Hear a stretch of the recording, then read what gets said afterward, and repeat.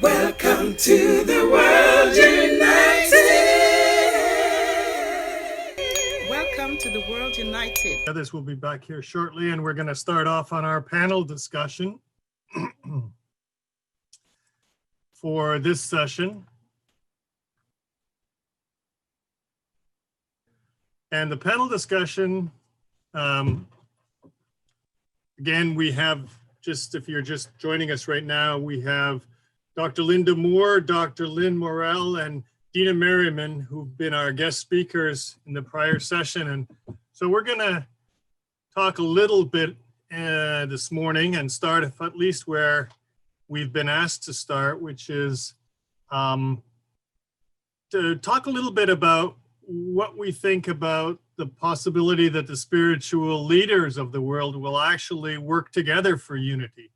I know, Dina, in your presentation earlier, you made reference to people each defending their own little territory. And so I think this is a really valid question, and I think this is exactly what's behind this whole movement that we're part of right now.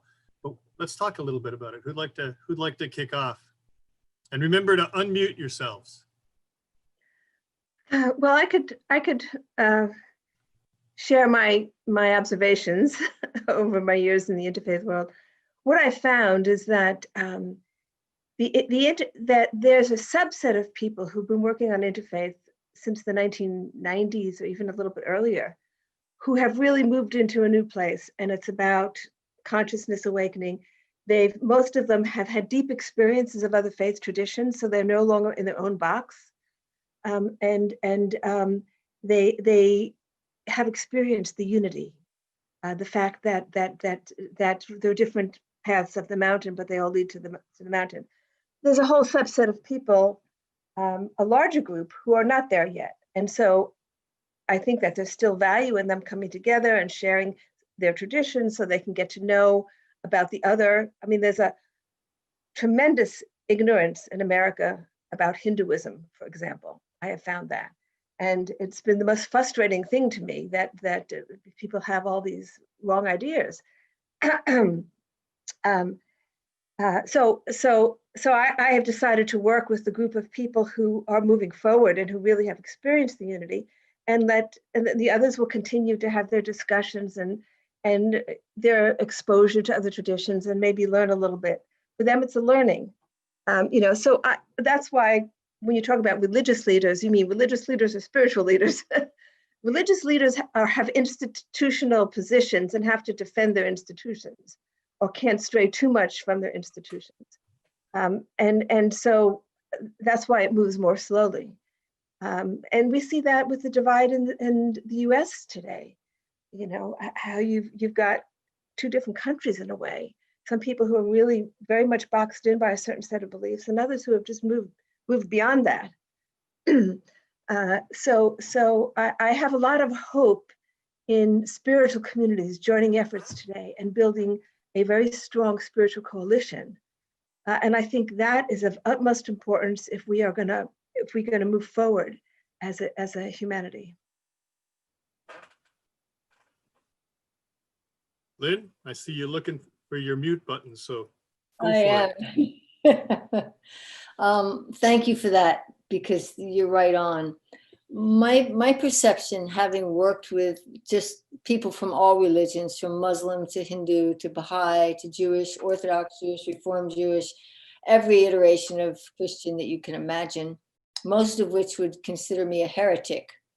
But what I find is when I move between those traditions, especially the spiritual versus the religious, I've worked in both arenas, is that people want to be heard. And I think what we as spiritual leaders can do is give other people the dignity of the unfolding of their beliefs, their experiences, without judging them. And that process can be as simple as, let's get together and breathe. Let's pray together. Let's sit together. Tell me what's important to you. I can't overemphasize how people feel unheard and then they go into their judgments. when the Rodney King riots happened in Los Angeles, I was one of the facilitators for days of dialogue under the mayor's office. And so some really angry people showed up to sit in circle. And there's something about sitting in circle where no one spoke. The other person spoke their piece, no matter how angry, no matter how upset they were heard and received. Nobody needed to comment, just thank you. And I did the same thing with inner city gang youth who were killing each other and being killed. And we got a group of them in this process to bring these teenagers that were so at risk into community where they could discover what it was to be a leader, what it was to share their grief, what it was to say, my little sister got killed in a drive-by. Why do I care that someone tagged the mirror at UCLA? And yet, with the belief that in the possibility that people could get past all their dogma, those 60 people actually became friends in a very deep way in a series of 3 days. So if we were to allow ourselves to embrace the other, because there is no other, there's only us looking at us, I have found that to be so successful, more than talking, more than trying to convince them, just, oh, I see that you have different beliefs than I do. I will honor your beliefs, and I ask that you honor mine. And that could possibly be a doorway into the spiritual leaders not having to protect their dogma, their beliefs, but allow that there's more in the universe than just what we've experienced. And for me, that's how I work with everything from traumatized communities to corporations where they cut each other's throats and stab each other in the back. But bringing that my essence, the essence of the spiritual leader in a bigger container, I think will allow this world to rapidly expand. And the image that comes to mind is if you're in a dark room and you light one candle and you share that light with someone else, it's their candle, not yours, but 2 become 4, become 8, and pretty soon the whole room is lit with the tolerance that will allow people to believe what they believe and hopefully respect other people's beliefs and behaviors within that context of loving kindness and being open. So that's my 2 cents. Or 3. No, that's very, it's like you're just sitting there. I'm just nodding. Yep, right along. I'm right in tune with you. Linda, what's your perspective on this? Okay. There we go. Do you know, it's so interesting to hear, these other perspectives, because, I come at it from a different angle.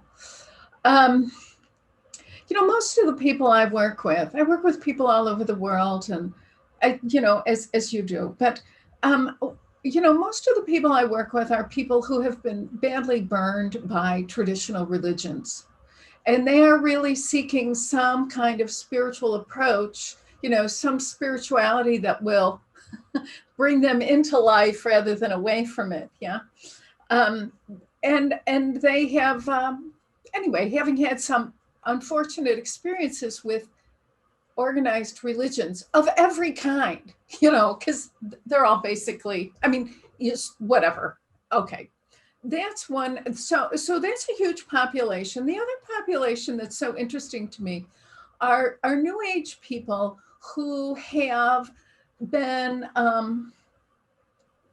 dissatisfied with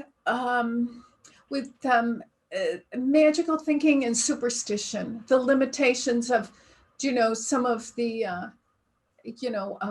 old ideas and new outfits. Yeah. In new age approaches. And so this is mostly the population that I serve, and I love them because I have the same issues as it's the law. It's a perfect universe. Anyway, so that's how that works.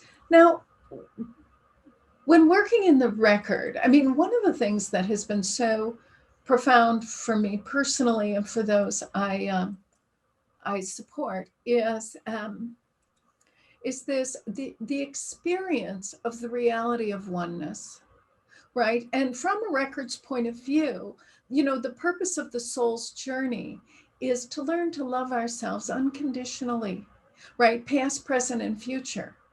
Okay, tall order, we know. Yeah. So that in the work in the record, it is about each individual moving in the direction, right, of how do I love myself, even though, I was an axe murderer. I mean, we've all had terrible behavior, whatever all these things are. So we move out of this dualistic paradigm into this more, it's really organic, and it's like a mushrooming, right? Lifetime after lifetime. And can I love myself now? Can I extend kindness and respect to myself? When I'm the Queen of England, because I have judgments about being royalty. I think that's, I look down on that. Whatever our judgments are, it is the practice, right, of judging less on our way to judging not. Yeah. So as each, from a records point of view, from my own work, what I have seen, and is that, there's no group out there. There is no collective we have to work on. Actually, we can't. It's all from within. So it's a big as process, as I really make peace with the fact that I am a mere mortal and infinite, eternal, right? Unlimited. As I live in the center point of that paradox without judgment, right? Or with less judgment than yesterday, yeah. Then what happens is that the goodness, the essential goodness, the light, the love, the goodness at the core of my being is free to shine, right? And so then when I move out into the world, my relationships with others are naturally more harmonious. And this organic, my relationship with the planet, right? If I am in that space of ever increasing love, respect, dignity, right? The purpose of it is so interesting.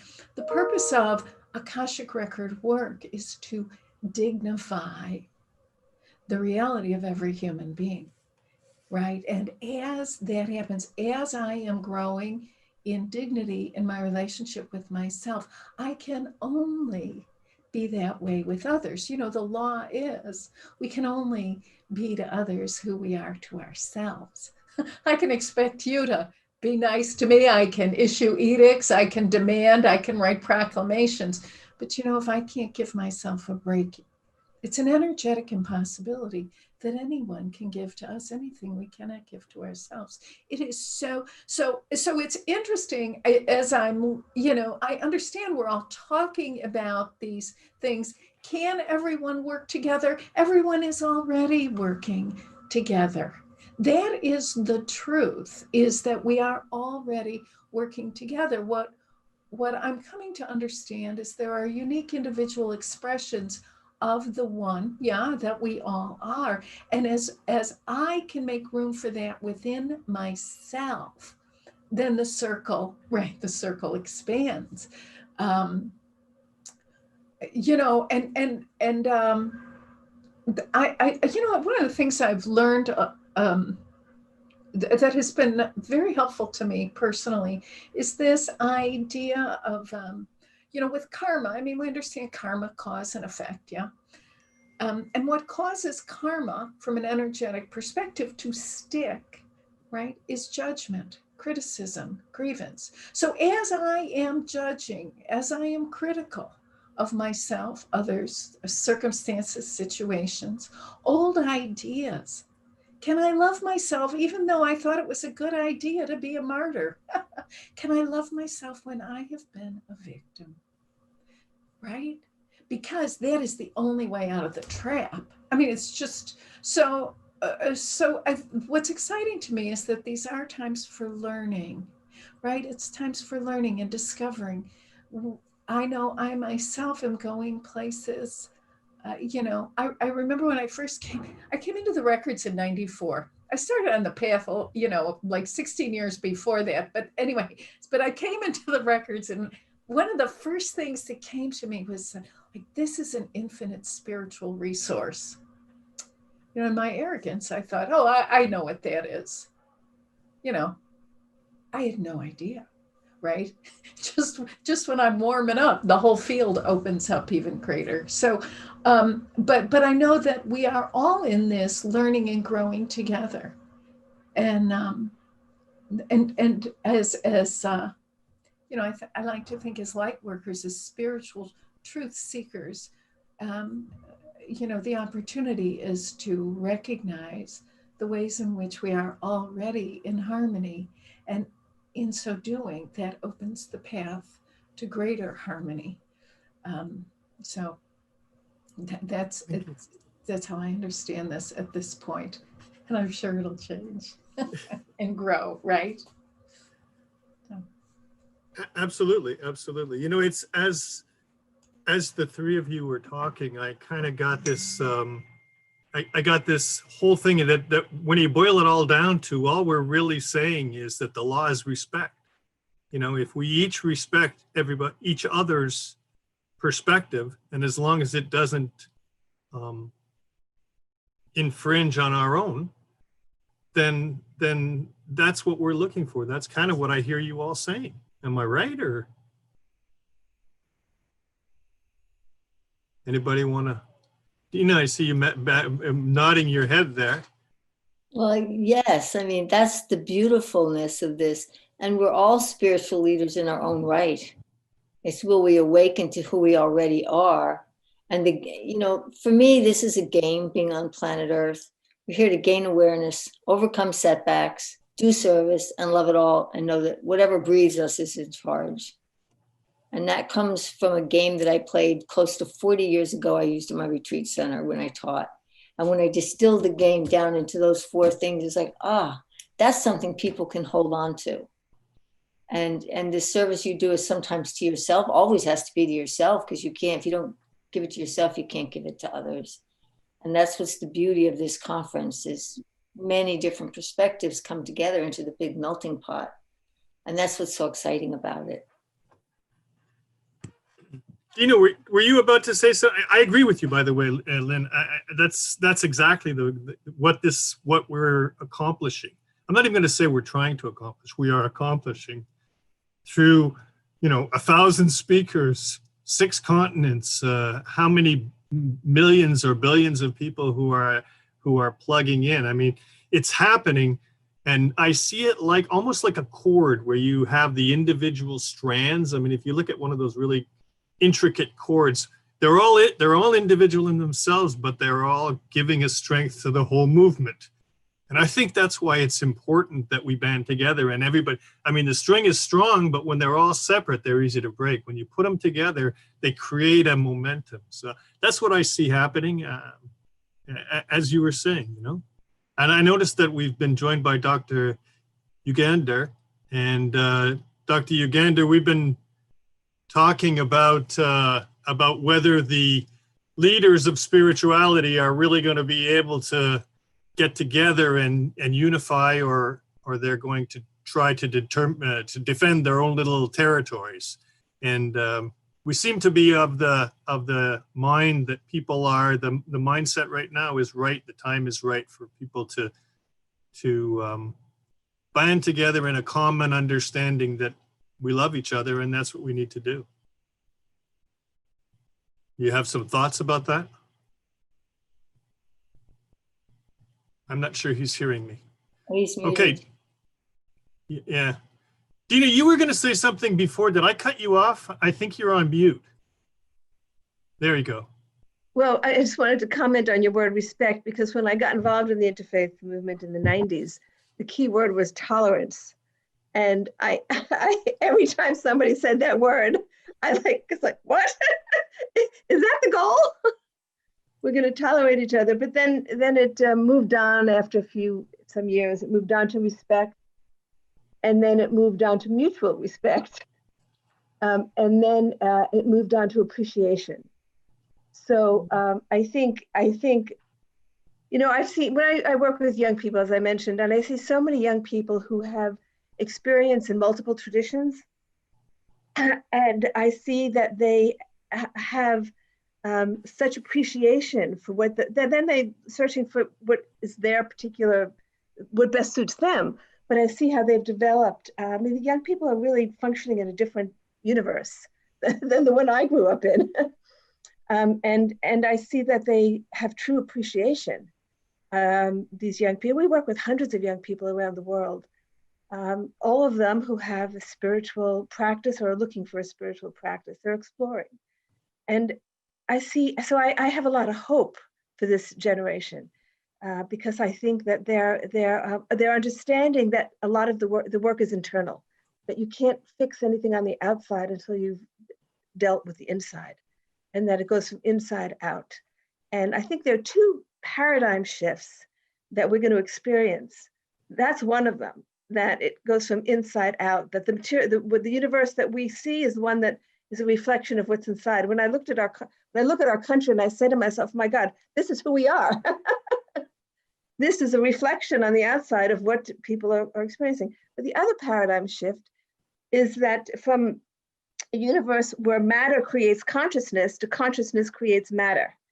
And that will be a major paradigm shift, because then we'll see that everything is conscious.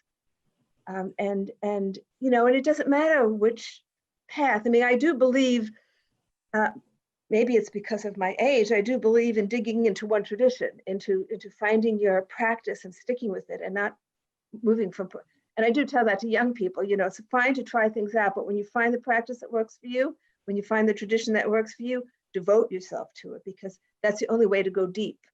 It takes many years of dedicated effort to understand spiritual principles and truths.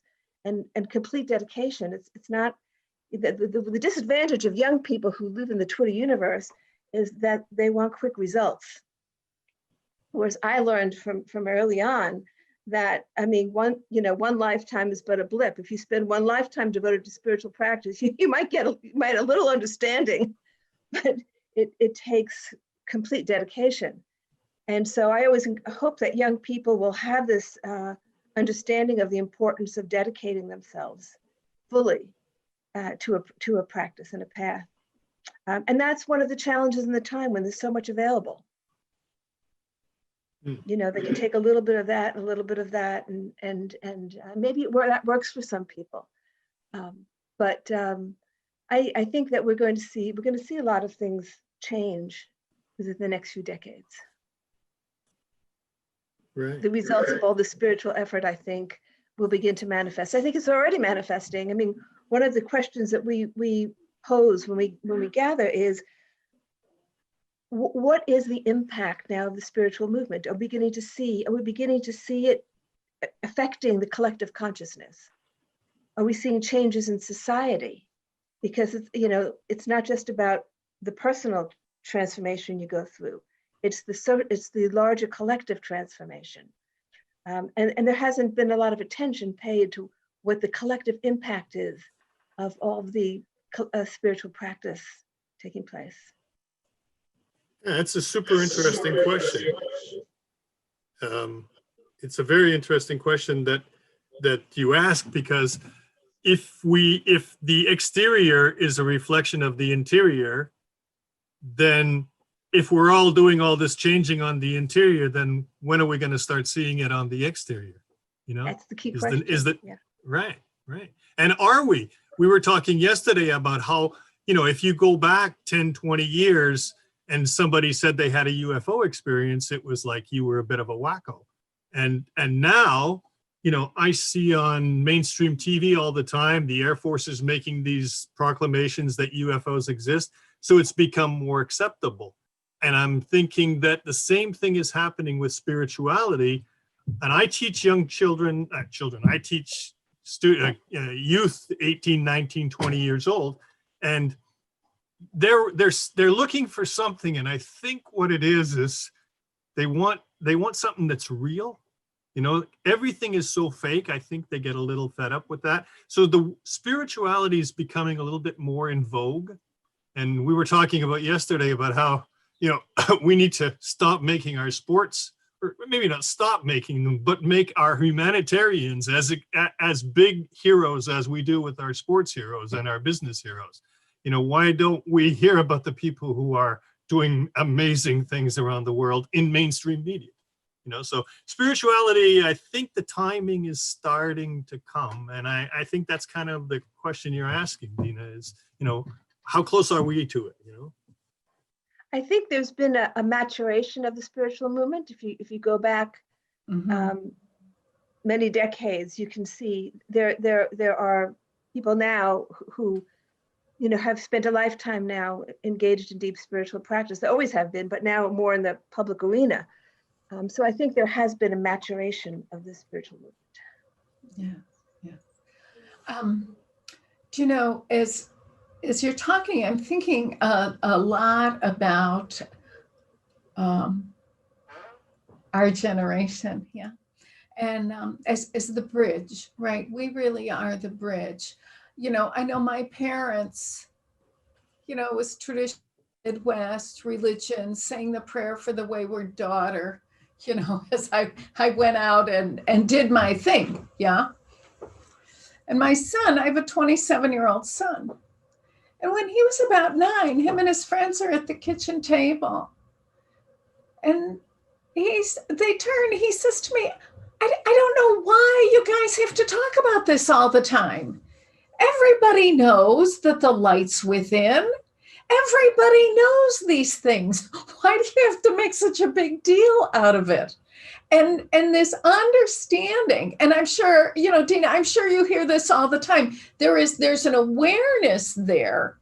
And I know I was born in our generation, born into the old ideas, and yet we, you know, so many of us have lived through the disappointment and the limitations of the old ways of perceiving and understanding and engaging, and then to have to be the experimenters, right? And to be the ones who are growing into new possibilities, so that the paradigm shift is underway within us.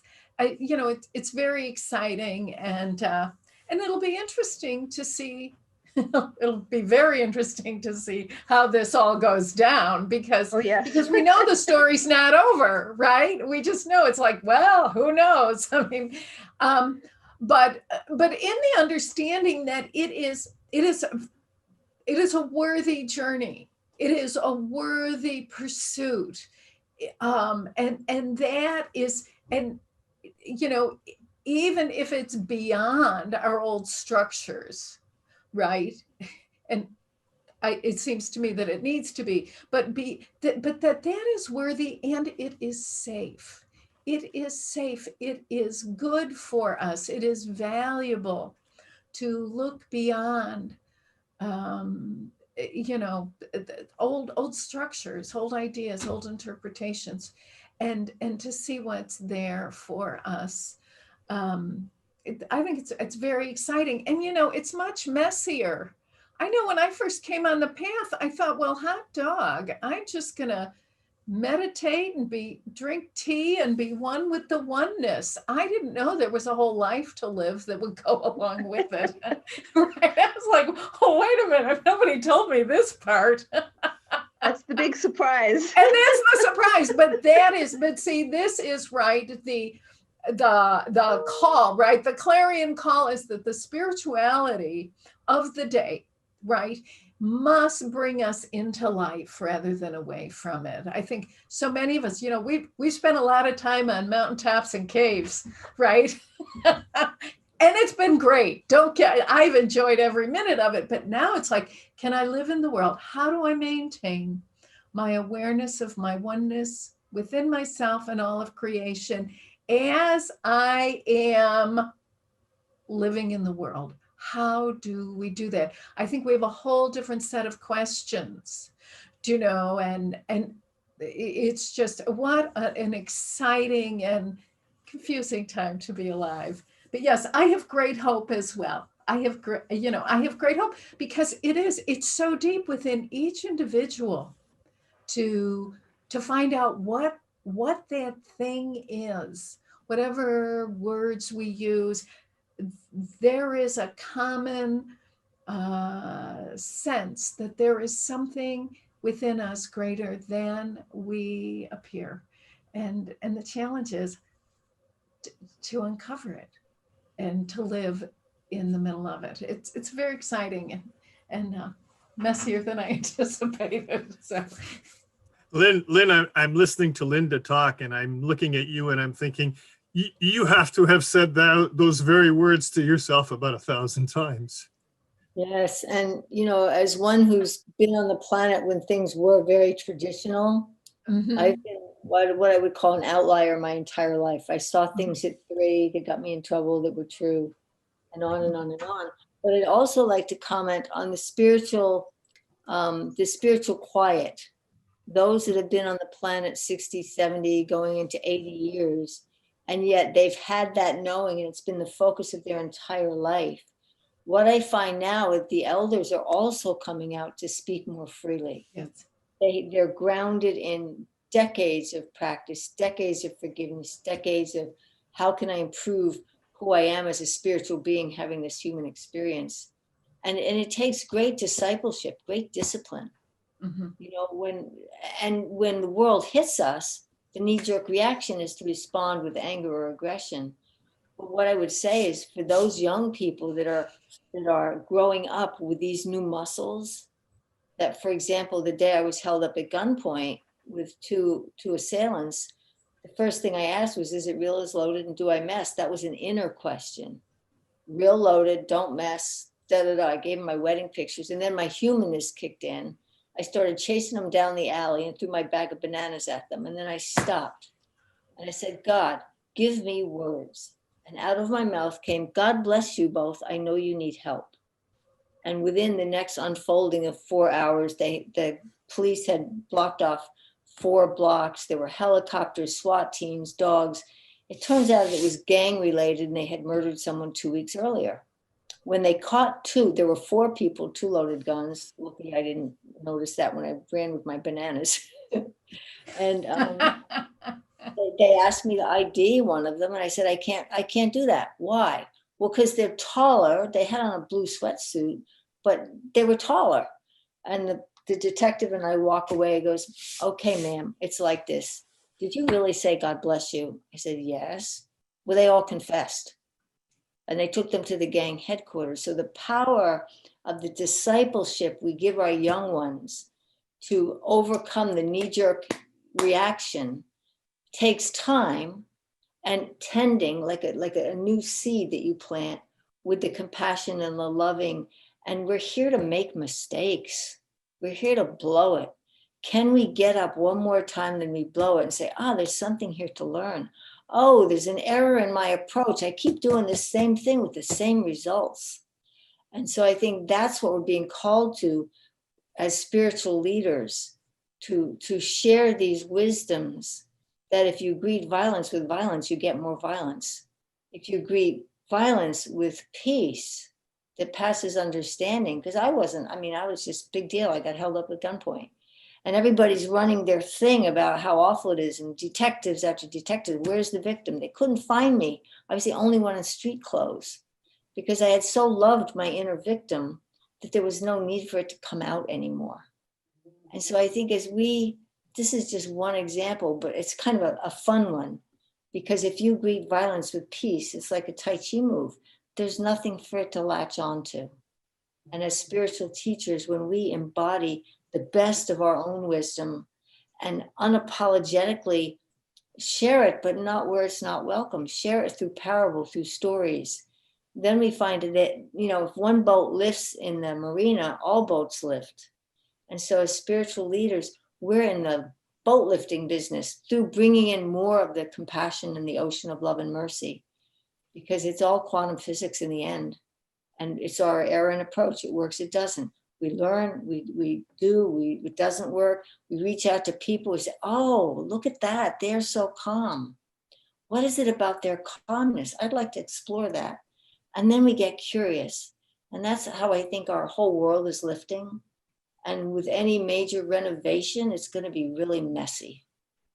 And, they're saying that this is the 26,000 years since the last time humanity blew it. Whether it's true or not, it doesn't matter. It works for me. So we're here at the cusp of an incredible age. And what this global parliament is doing is getting the dialogue open and opening this space of loving and compassion for all views. You know, and if we can think and believe it, it is true in our reality. So there's no conflict with anybody except what we do with our ego. So that's what comes up for me, Mike, is how we can take this wonderful discussion and meld it and morph it into something else. Absolutely. Wow. So well said. So well said. I noticed, Dr. Yugandhar, are you hearing us now? Oh, you're muted.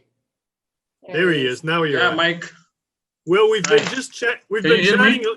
Yes, we can. We've been chatting here a little bit about Can the you hear me? role. Yes. Okay. Yeah, we can hear you. Can you hear Thank me? you. You hear me? Yes, Yeah. yes, please.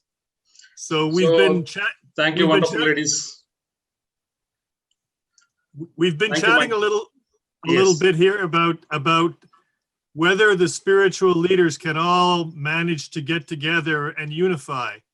And since you're here, we thought it would be an opportune time for you to give us your perspective on that. Okay, great. The world has seen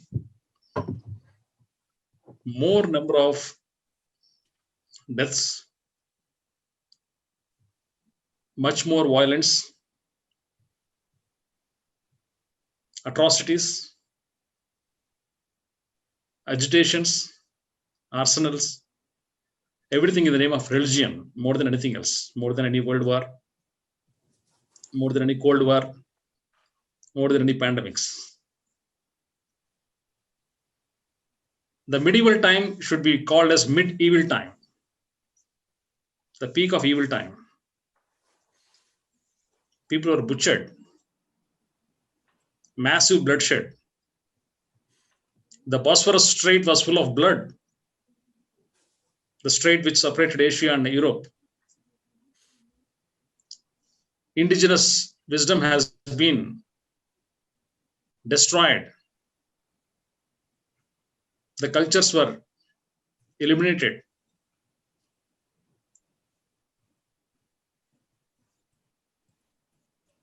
With this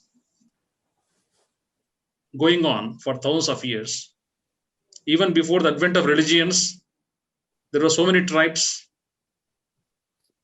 And when Gautama Buddha was alive 2500 years back, the world population was said to be only 20 million. For this 20 million population, so many wonderful beings were born as his contemporaries: Mahavir, Socrates, Plato, Pythagoras, Confucius, Lao Tzu, Hermes Trismegisticus, so many aborigines and shamans across the world, Maoris, so many elders of great civilizations of Rome, Egyptian, Mayan, African. The indigenous wisdom everywhere was there. For only 20 million people, so many people were born. The present world, 7.5 billion. Huge. How many people are required? The World Parliament on Spirituality is not sufficient.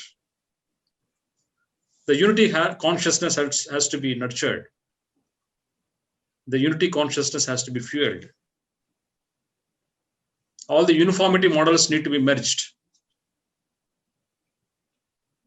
When so much of violence was going on, the religions have been created. All these great masters, followers have created religions on their names and their teachings. And there was so much of disharmony, unrest in the name of religions.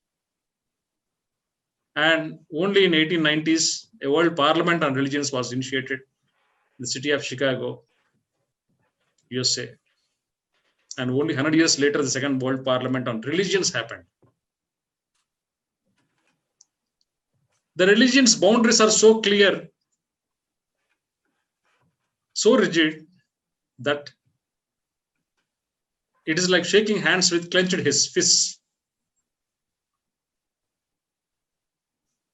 Shaking the hands with clenched fists. They talk together, eat together, make so many sessions, but finally they go and eat, talk to their own followers, people of their own faith. As is this religious fundamentalism going on in the present days, spiritual fundamentalism. So many communes, so many institutions, so many organizations have been mushrooming across the world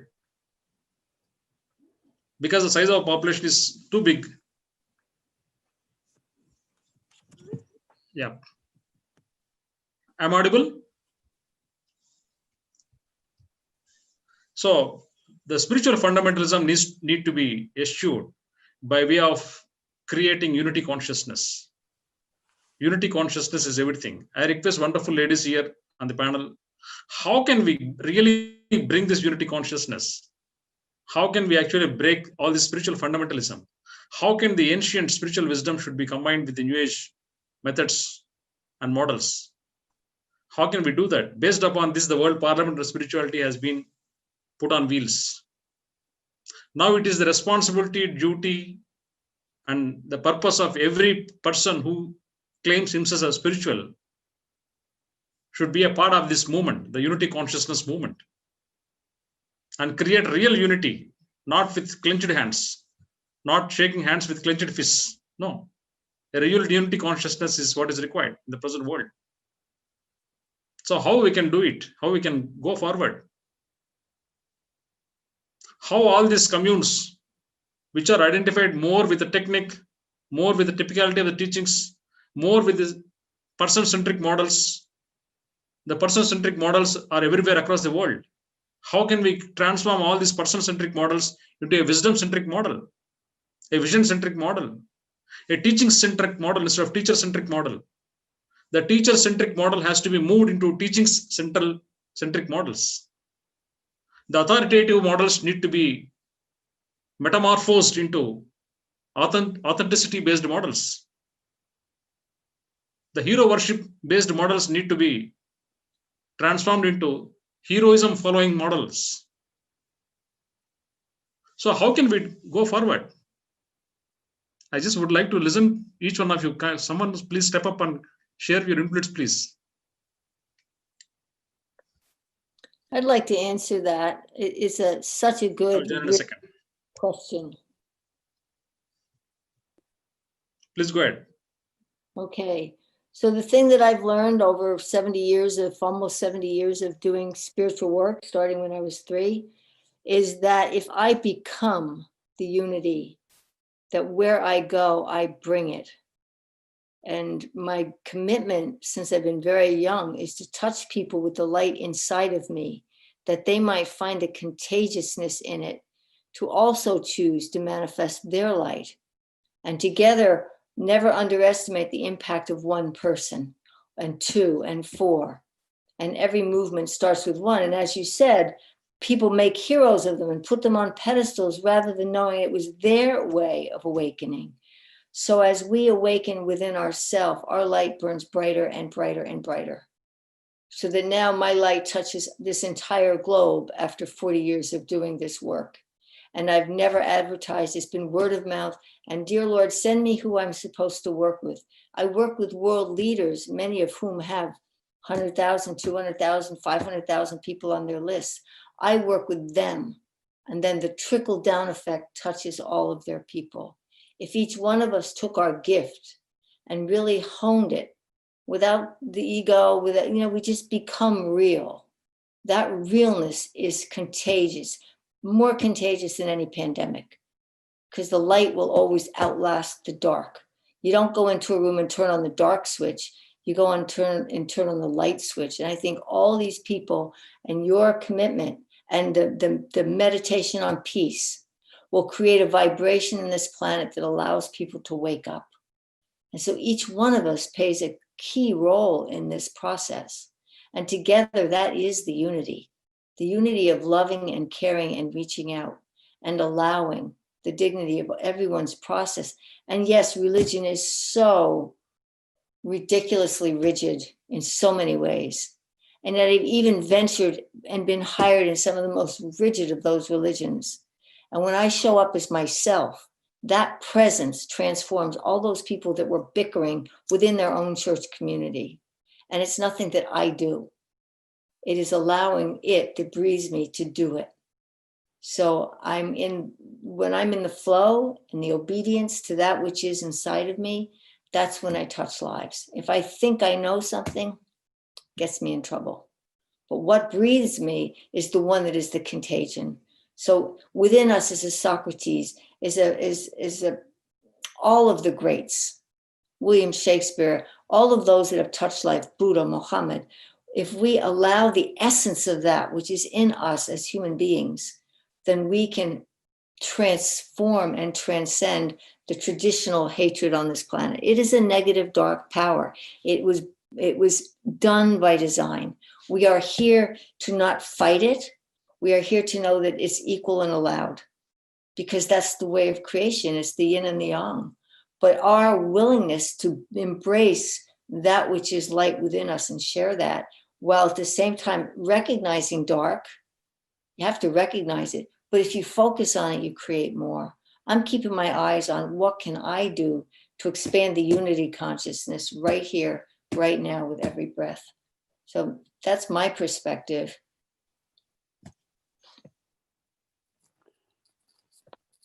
May I say something, please? Sure, Danny, go ahead.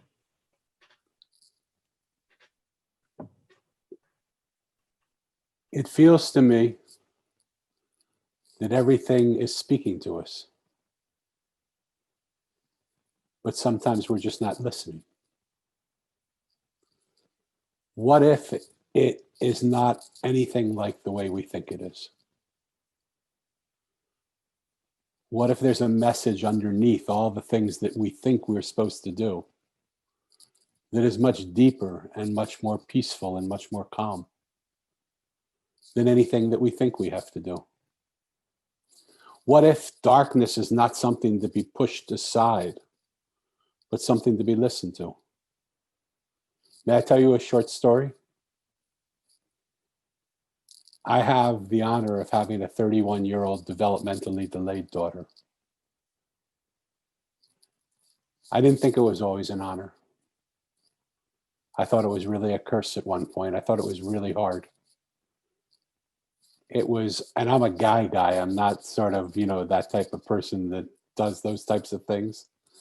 And when we were going to have a daughter, I looked and I thought, boy, I can't wait to bring her into the life that I live and show her all the things and have her experience and take her all the places that I go. But she can't do that. And so I thought, wow, what is this about? She can't have a conversation like this. She can't participate in this. When she speaks, people don't understand her. But she counts on me to understand her because I'm her dad. And she knows I love her and care about her. And she knows we're so connected that somehow I'll figure out something. And sometimes that works. But there are a lot of times she says stuff that I don't understand her. And I just can't understand her. And so when she speaks to me and I can't understand her, what she'll do is she'll raise her voice. And she'll try and say it louder. And she's smart. She sees I'm getting older and maybe my ears aren't hearing her very well. And maybe if she says it louder, I'll be able to hear her. But it isn't the volume of what she's saying that gets in the way of my understanding. It's the clarity. She's not able to pronounce her words clearly enough to do it. And so when she yells and she doesn't get heard, then she goes to tantrum. When she tantrums and she doesn't get heard, then she attacks. And she'll come running at me and try and bite me or rip my shirt or do something. This went on for a long time, maybe about 15 years, and it happened sometimes 2, 3, 4 times a day. And when every hair on my head had gone from black to white, I finally realized, hold it, I got to do something. This isn't working. And as she was raging towards me one day, I said, Elisa, you know I love you more than anything in the world. You know how important it is that I want to hear what you're saying, and I just don't understand. Can you please do me a favor? Can you just speak to me without words and just find another way to communicate to me what you want to say? Well, she stopped right in her tracks. The rage that was on her face turned into a smile that came from this pit of her soul. And she looked at me and in perfect English said, "I am Daddy." And I said, "I'm sorry. What expletive deleted do you mean you are Daddy? Like, how in the world is that happening?" And I said, "How are you doing that?" And she took her finger and she put it to the side of her head. And I understood that because she couldn't speak to me, what she was doing is telepathically, she was communicating to me. Do you know when I understood that? From that moment on, she never yelled, she never tantrumed, she never attacked again. And that was over 6 years ago. If that would have been the end of the story, I would have been incredibly happy. But I got greedy. Because I said, I think the same thing that my daughter does to another degree, everybody in the world does. And I took her little teaching that she had given me of speak, yell, tantrum, attack into different marketplaces that I work in. And I took it into businesses. I took it into government. I took it into prison cells. I took it into hospitals.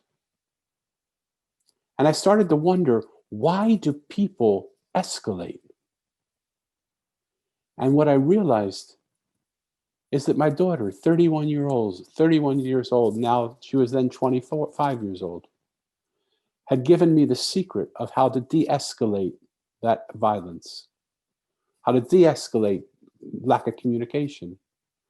And that was to find a way to hear what things were saying to us, because everything in the world is speaking to us. Our environment's speaking to us. Our darkness is speaking to us. Our relationships are speaking to us. Everything that we know is speaking to us. But if we don't listen to it, it will just do what my daughter did. It will speak, yell, tantrum, and attack. So I would like to invite people to see, how could we not push things aside or put them in the corner or not give them energy, but how could we actually sit in those painful places with those people that are opposed to us? How could we listen and hear what they're trying to say to us? And because of that situation and a couple others, what's happened for me in my life is I realized it's time for me to create a revolution of listening. It doesn't cost anything to join. You don't have to be a part of a group where you shave your head or wear robes. All you have to do is care enough about another human being that the question, how are you, becomes a question of concern rather than just a salutation.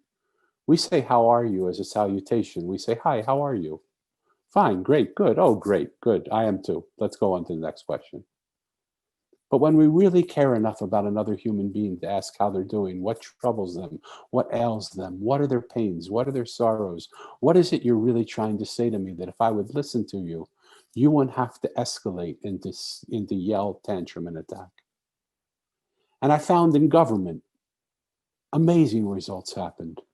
I found in families, amazing results happen. I found in business, amazing results happen just from the simple fact of getting people to listen to one another. Thank you. Danny, thank you for that. That was beautiful. And I hear you echoing exactly what Lynn said just a little bit earlier. And I'm looking forward to hearing your presentation in the next session, and we can talk more at that time. We're kind of winding down here, guys, towards the end. Is there any final words that anybody would like to add? And it doesn't have to be on the whole thing of unity, but I think that's the theme, obviously. And I think it's a challenge, but any last words, I guess, is my point at this point. Linda, go ahead. Yeah, I just, first of all, it's really, what a great honor to be with everybody and to be able to hear such wonderful thinkers and with exciting ideas. So I thank you all very much. As I'm thinking about this, and I'm thinking too about, so what can I do, right? What's my part in all of this? And And I just, I recognize that that there is a fundamental question for me underneath all of this, and that question is life good or is it bad? Is it evil? Is there a force for loving goodness, or is the God force vengeful and mean-spirited? And the more I am coming to understand in the goodness of life and the goodness of this thing called the power, whatever, by many names, right? Then it is safe. It is safe to be authentic. It is safe to be honest. And it is safe to listen. Because the need is there, the desire is there, but the conditions, it's like there has to be a fertility, right? What provides for the awakening to the reality of our unity, because we're already one. I'm glad I don't have to make that part up. It's impossible. Not my job. My job is to recognize it. And the other thing that I do know is that it is the light of one's soul reckoning, recognizing the light in another. It's a transmission, one soul to another, one at a time, and it's globally. And this is really the quickening that is underway. I think we're at the front end of this thing. And as long as I know for myself, as long as I'm living in the questions about it, there's a chance. But when I start making rules about it, or I want to systematize the whole thing, I'm going to take the life force right out of it. So, so as visionaries, I think, it's so easy to see the big picture sometimes, get the grand scheme, but it's almost like, great. So as a visionary, what about today? How can I love and serve others in a way that really nurtures and sustains me? And that is a question that I just find so exciting and wonderful, because it's always within my reach. There's always something that I can actually do, whether it's think a good thought or take a kind act. There's always something within reach, because that's the nature of life. It really is good. So thank you very much for the opportunity to be here today. I appreciate it. Thanks, Linda. I'd like to do one last thing before we close. Dr. Yugandhar, can you just talk to these ladies about the council? Because that's one way I know that they can get involved. So I'm not sure if they know about that. If you could do that, please. Yes. The history of the world, if you observe, as I was talking a few minutes back, the evolution of the human consciousness has been directed and governed by several wise people. Governed in the sense, all the people have become more their followers. And these followers are tagged as acharyas in India, masters, and many different names, preceptors. In the name of all these taglines, they're actually functionally working as missionaries. The missionary model for the evolution of human consciousness will fade off in the coming future. Instead of wise man, the wisdom should rule. The vision should rule. Spirituality cannot be organized. It cannot be structured. It is something which is a self-discovery, as each one of you know already. With this in mind, we created a Unity Consciousness Council, launched only a few days back. In the South America chapter of World Parliament on Spirituality, we launched that link. I'm going to text that link here in the chat box. Please go through that. please take your inner call. And if you would like to become, most welcome. Unity cannot be brought through enforcement. Unity is brought through volition, unconditional involvement. So to bring forth, we have developed a system called council, where in Roman civilization, we had councils, right? So many wise people were giving a lot of advice, suggestions to the king to run the government, right? Similarly, we are going to have a spiritual council. So I'm presenting the link here. It is not published in the website.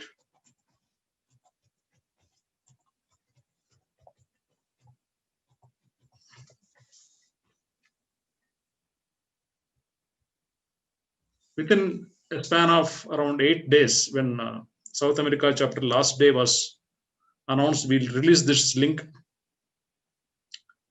All our speakers, most of the speakers have signed up as members, as per their passion, as per their capacity, as per their time. All information is given in this link. If anyone is interested, kindly step forward. So this is my invitation, in fact, personal invitation to each one of you. Thank you very much. Over to Mike, please. Mike Deller.